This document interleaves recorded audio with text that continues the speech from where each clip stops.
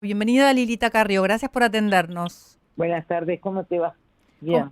Es Dime, la primera vez que hablo, capaz, y seguramente la única, y pero bueno, me alegro que tengo estés un lujo yo entonces, tengo una suerte. sí, sí, porque yo te quiero mucho. Yo también, Lilita, te quiero mucho. Bueno, qué bueno que estés entonces. Yo sé que estás preocupada por el triunfo de Trump, porque decís que marca un punto de inflexión en Occidente, para toda la humanidad, para la geopolítica, el proteccionismo, qué va a pasar con la apertura de la Argentina versus ese proteccionismo. Contanos un poco cuál es tu posición con respecto a ese tema. Yo creo que se están vendiendo muchas falsedades en el mundo, ¿no? Lo cierto es que para que la gente entienda, la pelea, la lucha de fondo en una potencia que se está retirando como imperio unilateral, que es Estados Unidos, y esto sucede a partir del 45, frente a una potencia que también es imperial, que está emergiendo, que es China. Entonces, esa es la pelea de fondo. Y la cuestión se da en materia y la discusión y la lucha que viene es tecnológica. Entonces, ¿qué quiere decir la caída de los Estados Unidos, este aislacionismo que propone Trump? Y propone dos cosas, el aislacionismo y la ruptura de las reglas.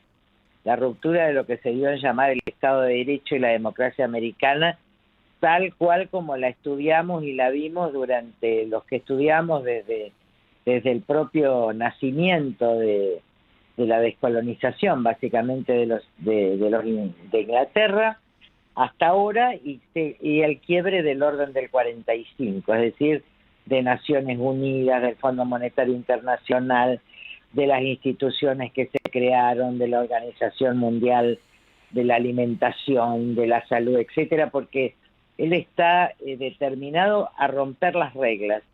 ¿Y cómo hace? Rompe reglas y además de financia proyectos.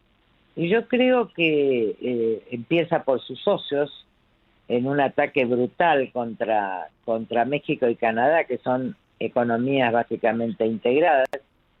Se caracteriza por una enorme crueldad contra los inmigrantes, que es algo que está en el corazón de Europa y también en el corazón de muchos americanos blancos, trabajadores que han quedado en la pobreza por la desindustrialización, que en realidad fue a China, pero por obra de los Estados Unidos, y esto tiene implicancias mundiales.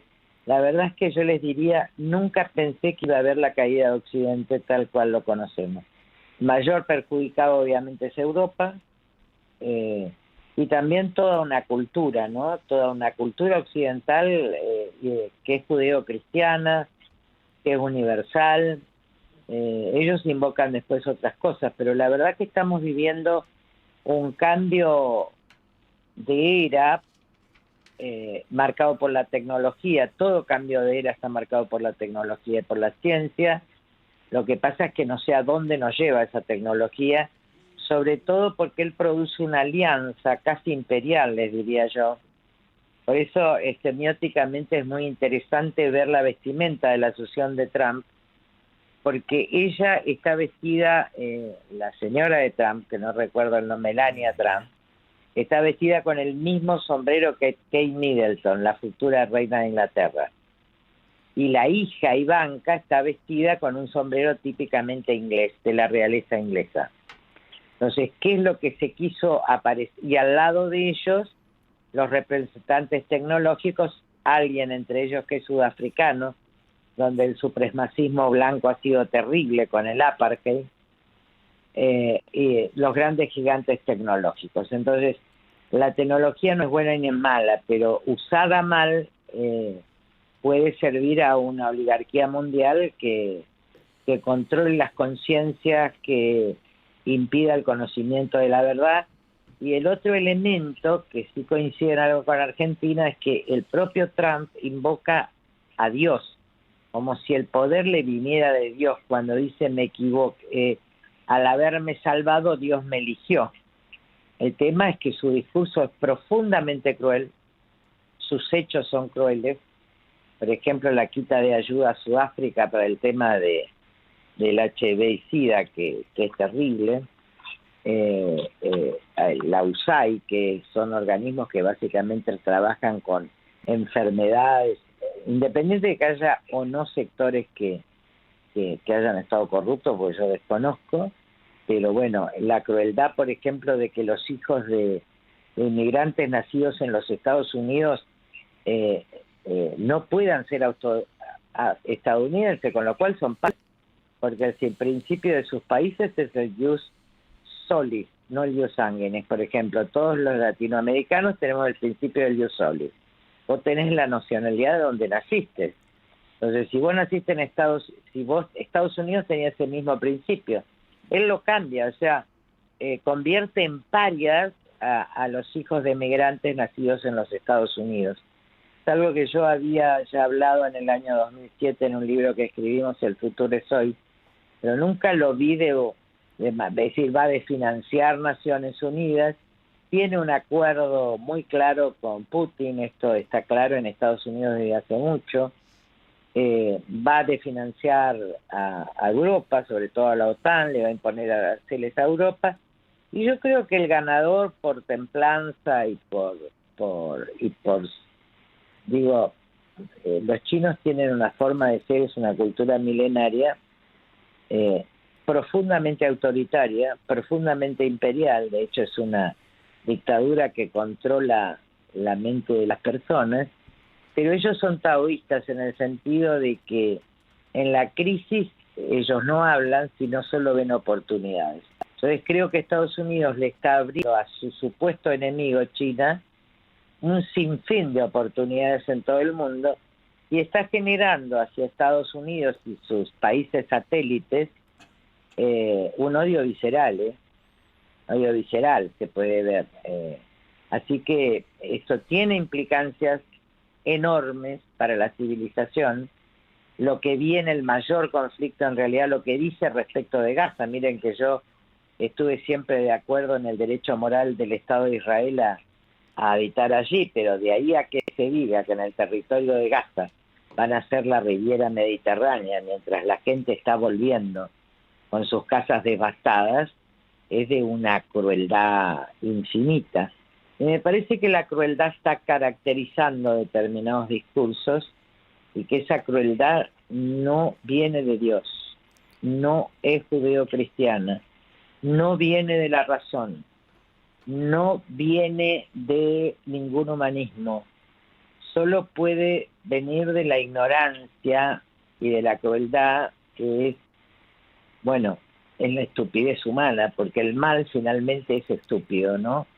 Yo creo que hay una crueldad que está inundando el mundo, y en el inconsciente colectivo de muchos que apoyan toda esta crueldad, en el inconsciente de todos nosotros, esa parte oscura está aflorando, ¿no?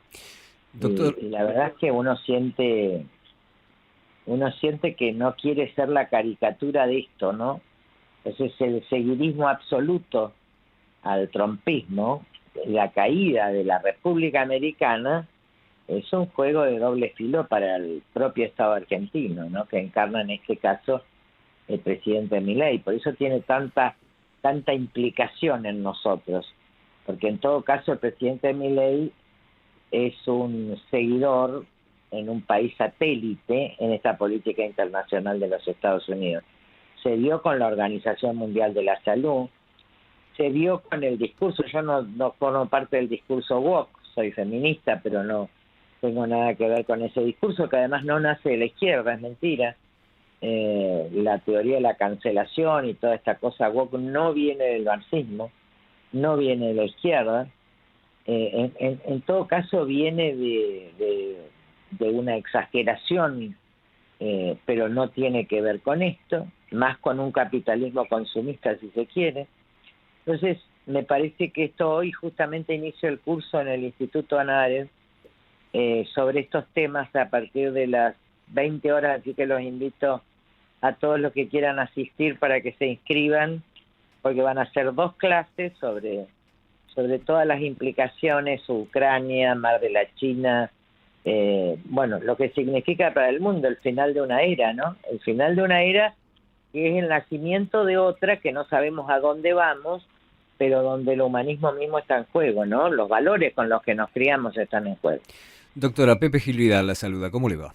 Ah, encantadora, lo conozco la cara porque lo veo en televisión. Bueno, doctora, vamos a ver, precisamente yo pretendía empezar a dialogar esta segunda parte sobre esto. Hay una alianza que el presidente de la Nación ha hecho saber desde el primer minuto, diciendo nuestros aliados estratégicos son Estados Unidos e Israel, y a partir de allí ha habido una cantidad de temas en donde se muestran de acuerdo, en donde se profesan palabras de supuesta admiración entre unos y otros. ¿Dónde pone esto a la Argentina? Y además quiero preguntarle, en medio de este concepto, yo no sé si ha tenido la oportunidad de leer el artículo de hoy de Joaquín Morales Solá en La Nación, un país de insolentes y atrevidos, y no me quiero quedar con la anécdota puntual de la descalificación del presidente con Cavallo, la respuesta de Cavallo, porque eso sería un tema menor, sino quedarme estructuralmente con el discurso que se está esbozando, que se está elaborando, que se está transmitiendo, que tiene más implicancias todavía y que pasan por la justicia. Doctora, perdón si fue un poco largo con la pregunta. Sí, en primer lugar, yo no me... El estilo de la crueldad es un estilo del síndrome 1933, ¿eh? El estilo de la construcción amigo-enemigo es típico de entreguerras, y yo ya lo dije hace mucho tiempo, no lo voy a repetir. Pusieron el huevo de la serpiente y ya se plantó. Ahora, desde el punto de vista de la justicia, me parece que primero yo comparto plenamente que la reforma de la Constitución y su interpretación, yo no voté, pero estuve de acuerdo de la autonomía de la capital. Yo no voté el núcleo de coincidencias básicas, aclaro, donde estaba la autonomía de la capital, pero es cierto que equiparaba a la ciudad capital, como es Washington, por ejemplo, con un común distrito autónomo, aunque allí residan las autoridades federales, ¿no? Uh-huh. En consecuencia, se equiparaba a un estado, es decir, a una provincia. Y en este sentido, la administración de justicia corresponde a las provincias, sobre todo en los fueros ordinarios, no en los fueros federales. La interpretación que hace de la Constitución la Corte Suprema debe ser acatada por todos, no puede ser discutida por los tribunales inferiores, porque esto pone en crisis el sistema mismo de justicia. Pero creo que podría haber un diálogo más fecundo para ver de qué manera se organiza este traspaso, por lo menos de la competencia, ¿no? Yo creo que en la justicia lo que más interesa es poder jubilarse con el sistema nacional. Los digo porque estuve 10 años en la justicia, con lo cual la conozco.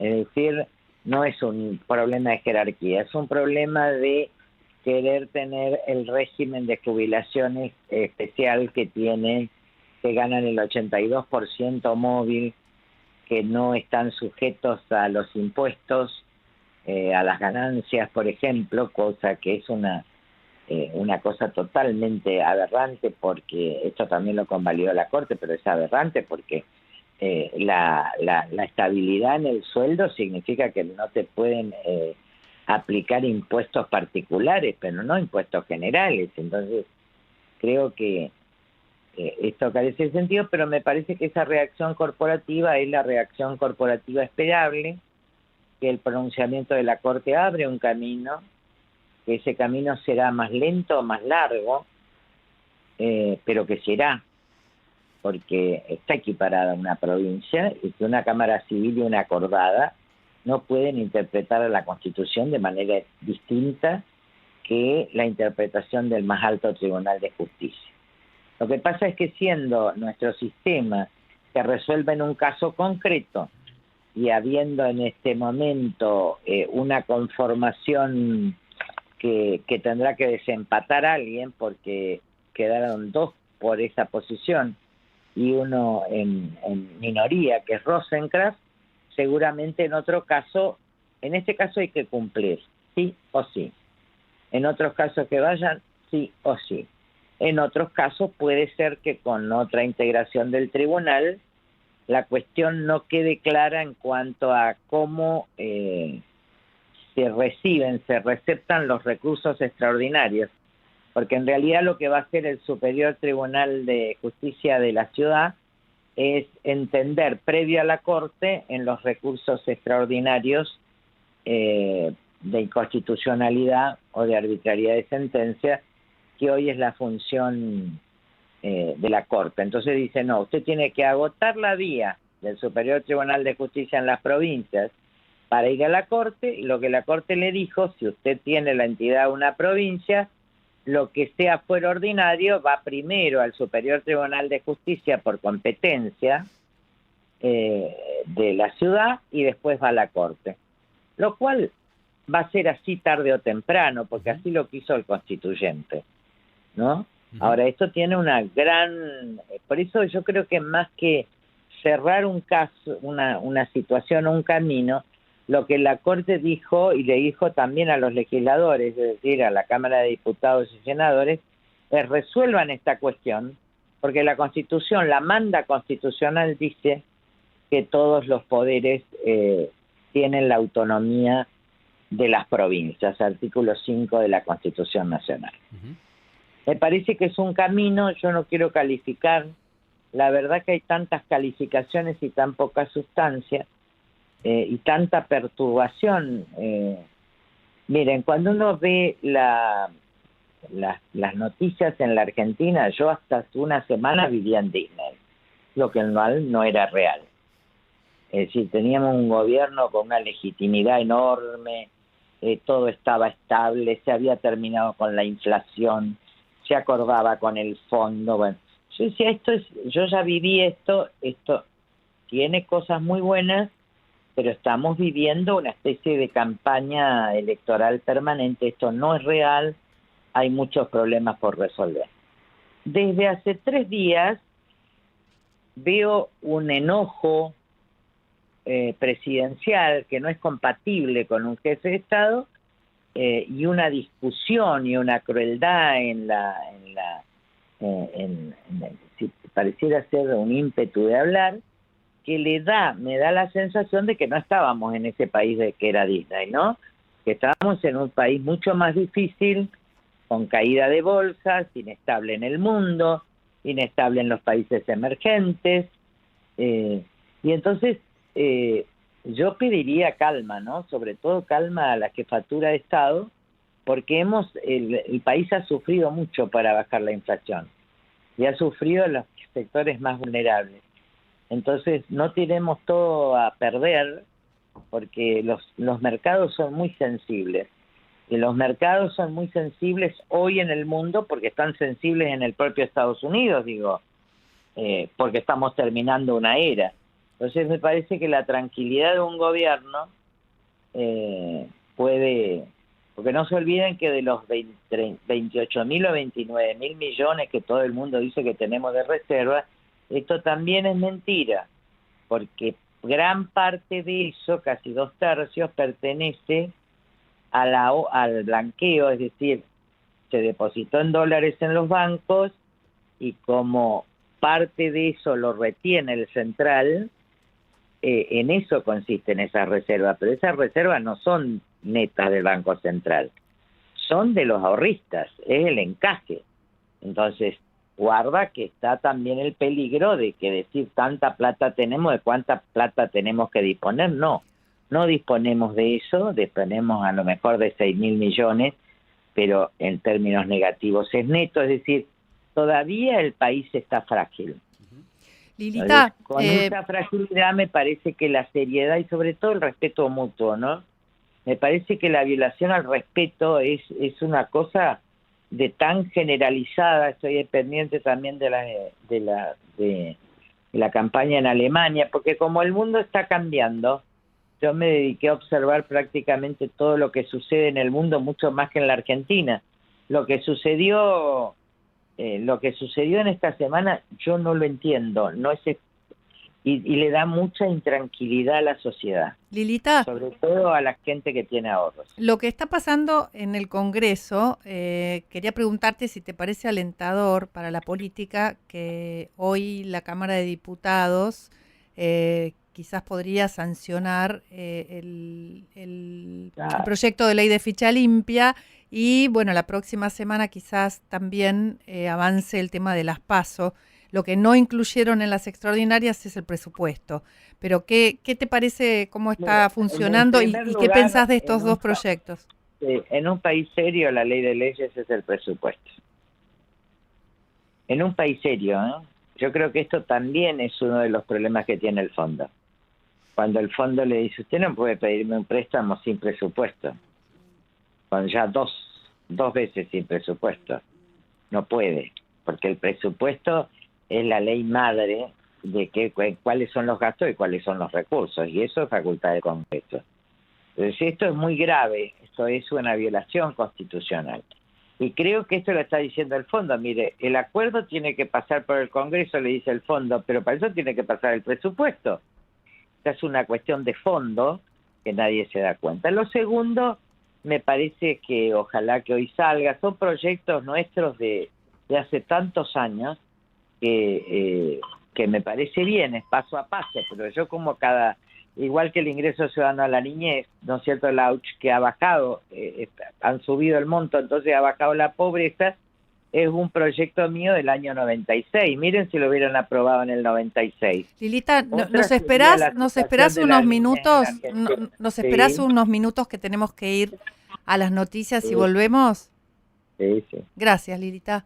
Estamos conversando con Elisa Carrió, referente de la coalición cívica, personaje importantísimo de la política argentina. Lilita, la pregunta que había quedado pendiente o que estabas ya respondiendo acerca de lo que está pasando en el Congreso, de ficha limpia, te preguntaba yo, ficha limpia, las PASO, hablaste ya del presupuesto, que es la ley de leyes y que debería haber sido tratado. Quizás podríamos desarrollar, ¿qué te parece que ficha limpia finalmente quizás sea sancionada? Sí, yo creo también que respecto de la supuesta proscripción de la ex presidenta, hay un problema, acá hay una distorsión. La sentencia definitiva en materia, la sentencia definitiva, la que pone, de acuerdo al artículo, a ver, esperen, porque en mi memoria, artículo 14 de la ley 48, es decir, vos podés ir a la corte solo cuando la sentencia es definitiva. ¿Qué es una sentencia definitiva? La que da fin al pleito. Después podés tener el extraordinario por arbitrariedad o por alguna cuestión constitucional, pero es una vía excepcional. Entonces, la sentencia definitiva significa que vos tenés que dictar la prisión preventiva.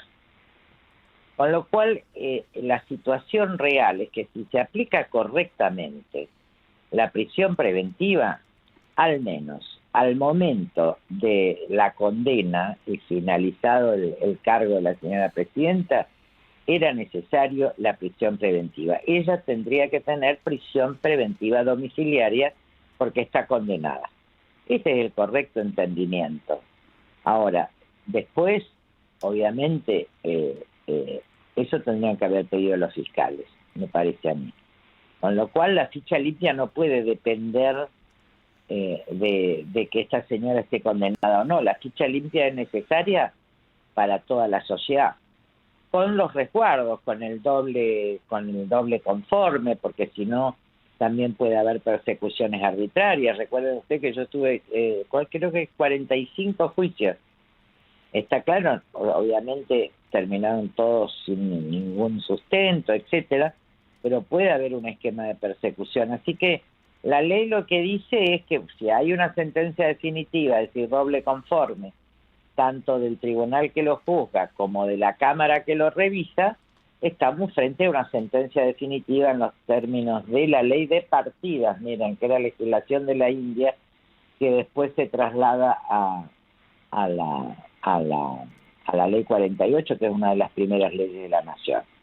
Pero bueno, yo creo que no es una cuestión de proscripción, si bien no me gusta el momento, porque podría dar lugar a interpretaciones distintas. Alguna vez hay que dar las discusiones, porque si no se dan las discusiones y no se sancionan las leyes, entonces la impunidad continúa.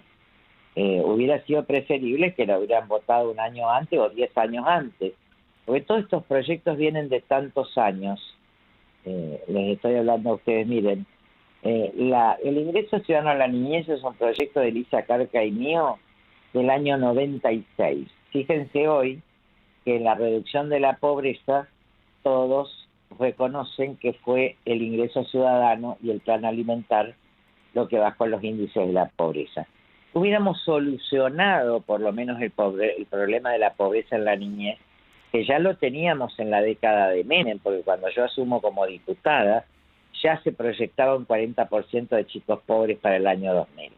O producto de estos sistemas de especie de convertibilidad o de tablita o como le quieran llamar ahora cepo, ¿no? Con dólar oficial. Entonces me da la impresión de que tardamos demasiado en lograr las cosas y eso puede confundir. Pero yo básicamente estoy fuera en este momento del Parlamento Nacional, gracias a Dios, y estoy estudiando mucho la geopolítica, que vos sabés que es mi debilidad hace muchísimos años, que hace 20 años quiero discutir con los candidatos a presidente de la geopolítica, que esto lo veo venir, está escrito en el contrato moral, y la verdad es que a mí misma me cayó muy mal, porque pensé que la humanidad iba a ir a una mejor humanidad, no al supremacismo, no íbamos a retroceder al supremacismo blanco, a la discriminación, ni a la cancelación, digo, a todas las exageraciones impropias de ese devenir posmoderno, y eso me tiene mucho más preocupada, porque lo otro, vamos a ver si sale del Senado. Creo que le cayó muy mal a la gente que La Libertad Avanza no haya apoyado este proyecto cuando se votó en diputados, y que entonces se está haciendo este gesto, pero no sé qué va a pasar en el Senado. Digo, cuando se apruebe la ley, bienvenida sea. Doctora, la sé desde hace tiempo, porque alguna vez he tenido la posibilidad de charlar con usted sobre esto, preocupada por la geopolítica y por la geoeconomía, que también es algo de lo que se habla poco en la Argentina. Pero yo quisiera detenerme un segundo con algo que sé que son dos de los temas que a usted la preocupa. Yo recuerdo un llamado que usted hizo hace un tiempo bastante largo. Por favor, a la gente que pueda, a la que tenga posibilidad, de changas, dele laburo a la gente, esos pequeños laburos que a lo mejor se pueden hacer. Esa es la economía real. Bueno, quiero preguntarle si sigue preocupada por eso. Y el segundo tema, que sé que a usted le preocupa un montón y que ha destinado horas larguísimas a tratar de explicarlo, es el tema de la lucha contra la droga. Le digo porque hoy hubo un hecho que podría parecer menor. A mí me espanta y me habla de una cuestión estructural más jorobada. Pero una mula circulaba tranquilamente por la zona de Palermo, la policía lo vio sospechoso, lo paró y tenía una caja con 5 kilos de cocaína. Yo no quiero imaginarme lo que está circulando entonces, doctora. Perdón que mezcle los dos temas, pero en algún punto también se terminan de tocar. El primero es, efectivamente, hoy más que nunca, pues ustedes saben que la economía en negro es de casi el 50%. Entonces, además hay mucha gente que depende de la propina, de que te corten el pasto, a eso no es un deber moral de toda la ciudadanía, ¿no? Porque a veces cuando estamos restringidos, yo le digo, justamente cuando estamos restringidos es un deber moral dejar la propina del 10%, es un deber moral tratar de contratar a la gente, mantener los salarios, mantener en blanco el servicio doméstico, es decir, los esfuerzos los tenemos que hacer. Miren que a mí no me alcanza y voy a empezar un juicio al ANSES porque tengo 5 trabajos para poder sostener una casa, pero de todas maneras la solidaridad no puede perderse, sobre todo en momentos de la humanidad donde parece que el otro es un enemigo y no el otro soy yo mismo, ¿no? Así que, y a la segunda pregunta, efectivamente, yo hablaba con un ex intendente del conurbano en un momento cuando vino este proceso de ajuste tan brutal para ver cómo estaba. Hay mucha gente que está muy mal, esto hay que decirlo, más allá de si es gobierno, oposición, si gana Cristina, no, acá me interesa la situación real. Hay gente que está muy mal, porque con ingresos de 400.000 pesos, la verdad, el otro día tuve un caso de un chico que fue por el estudio, pero evidentemente me pedía estaba desesperado. Fíjense, un docente de la provincia de Buenos Aires que gana 300.000 pesos de sueldo con un hijo con cáncer en el Garrahan. Profesor de arte, profesor de filosofía, titulado. Entonces, cuando ustedes ven la dimensión de los dramas humanos, es enorme. Ahora, esto en lo individual de mucha gente que no nos podemos olvidar, el tema de los jubilados, porque en realidad lo que me están diciendo médicos del clínica, de un montón, médicos de todos lados y la propia gente, y yo lo veo por mi propio presupuesto, piensen que la mitad de jubilación yo la pago en remedios, con descuentos del PAMI y de OCE. Es decir, pago 600.000 pesos de remedios. Entonces, ¿qué está pasando? Que cuando te liberan un montón de remedios para la venta libre y te restringen el acceso a otros o no te cubren, lo que hacen las personas de la tercera edad es dejar de tomarlos. Cuando van a un hospital, el remedio no está, por ejemplo, al hospital de clínicas. Entonces tampoco es que tienen presupuesto, porque las universidades no tienen presupuestos para darle el remedio.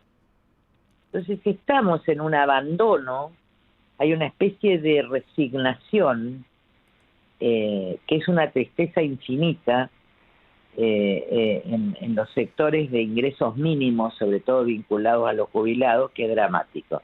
Pero entonces la pregunta es, ¿por qué vive la gente? ¿Por qué no hubo, qué nos pasó durante este ajuste tan brutal que hubo en un montón de sectores, que no pasa nada, por ejemplo, en el conurbano? Y yo les voy a dar la respuesta. La respuesta me la dio un ex intendente. Me dijo, ¿sabes por qué se sostiene el conurbano? Me dice, porque los chicos que venden la droga, los dealers, las pandillas, quien sea, sacan más o menos 500.000 pesos por semana. Es decir, que llevan a su hogar 2 millones de pesos por mes. Es decir, que si vos tenés 3 o 4 familias de 6 o 7 hijos, si vos tenés 3 hijos, estás ganando 6 millones por mes. ¿Qué quiero decir? Se está fomentando el dinero que circula por la droga, y la droga está territorializando, por eso hay tantas muertes también y tanta violencia en el conurbano. Se está territorializando la droga. Drogas de menor nivel en estos sectores y drogas que se venden. La Argentina está con consumo de drogas exactamente desde el año 2001. Esto está reconocido en la querella que me hizo el propio Duhalde, donde él mismo reconoce, dice, nosotros no combatimos la sustancia en sí, sino los tratamientos de recuperación. Lo cierto es que, por ejemplo, Moreno, ustedes saben que una de las terminales de la droga, la primera cuando entras, por decir, vos decís, está Rosario, claro, es el final de la 34, pero ¿por dónde sigue? Moreno. Cuando ustedes ven todos los crímenes que hay en Moreno, pero lo vengo diciendo, pero durante todo el gobierno de Alberto Fernández, que el ministro de Seguridad de la Nación, que tiene mucho que ver con esto, era Aníbal Fernández, era Moreno el centro de distribución, después de San Martín. Entonces, cuando suceden todo este tipo de cosas, miren, la prevención del narcotráfico, de la trata de personas y de todos estos delitos corresponde a la nación. Es decir, es responsabilidad del Ministerio de Seguridad. Y habrá que tomar todas las decisiones que sean necesarias para prevenir y combatir esos delitos, aún en los territorios provinciales, porque si solo yo intervengo a pedido de la provincia, bueno, Santiago del Estero es una provincia narco. Yo cuando veo el territorio de la nación, miren que lo recorro, me doy cuenta de que la droga toma absolutamente toda la Argentina, que la droga sale para Europa, sale a través de los famosos las barcazas estas que vienen de Paraguay. Por debajo está la soja, abajo está la cocaína, esos por la son los hidrovía. barcos, la hidrovía que llegan a Portugal. Por eso es tan importante la seguridad en la hidrovía. Realmente. Pero cada provincia, Santa Fe está tomada, por primera vez pusieron radar en la provincia de Santa Fe. Ahora, Yo me acuerdo en Juntos por el Cambio, yo se sabía que en Santa Fe no había radares. Esa es mi denuncia. Ahora, los carteles ya que ingresan a la respuesta de Gil Domínguez, es decirles que hay carteles mucho más importantes y mucho más sanguinarios de lo que ustedes creen. Para darles una pauta, ya Ciudad del Este está dominada por el Comando Capital, que es el que maneja toda la droga y todo lo que siga. El primer Comando Capital, que junto con el Comando Vermelho son los que dominan con a puro terror Brasil y buena parte de la frontera. El Comando Capital está en la Argentina y está en las cárceles de Argentina, lo sabe todo el mundo, por eso yo terminé con una TV, porque tengo que hablar en la soledad y por eso tengo custodia, pero esos matan. Entonces yo creo que estamos en una situación donde hay mucha acción por parte del Ministerio de Seguridad, pero hay que entender, la población tiene que entender que la prevención de la trata de chicos, por el caso Loa, que lo seguí paso a paso, ¿no? Porque es un caso muy importante para ver cómo cuando yo viajo, perdón si digo esto, pero me parece importante, cuando voy a Resistencia, que voy a cuidar a mi madre, cuando mi hermano viaja a ver a sus hijos a Europa, entonces yo cuando vuelvo siempre, entonces ahora que volvía, yo voy por la ruta que va por Mercedes y sale a la 14, le digo, a ver, yo quiero conocer 9 de julio, porque todos ustedes, todos hablamos de Noa, ¿se acuerdan, no? Del sí, claro, desaparecido. Sí. Yo lo seguí porque y además era divino, era una cosa amorosa ahí que estaba, que todavía pienso en él y rezo. Entonces, le digo, voy a entrar a 9 de julio. Bueno, resulta que 9 de julio no está cerca de Goya, para que ustedes entiendan. No está cerca de Goya, está a 100 y pico de kilómetros de Goya, aunque la jurisdicción sea de Goya. 9 de julio está 20 kilómetros antes de Mercedes. Y Mercedes está 100 kilómetros antes de Paso de los Libres. Y es una zona controlada por el narcotráfico y por la política y por la trata. No quiero decir los nombres porque si no voy a ir a juicio. ¿Está? Pero son políticos. Entonces, yo saco un Twitter que nadie lo recoge, obviamente, que digo, hay que buscar por Mercedes, no hay que buscar por Goya, ¿entienden? Sí. Porque la verdad es que cuando vos ves la cercanía en las jurisdicciones y te das cuenta lo cerca que están de la triple frontera o lo cerca que está de algunas operaciones políticas que le puedan hacer a alguien, vos te das cuenta entonces cuando conoces el país, la nación así como cuando entras a Santiago, vos ves los chicos drogados cuando entras a Santiago, después está el monumento y hay como las Torres Gemelas, le digo yo, en una pobreza infinita sigue estando Santiago.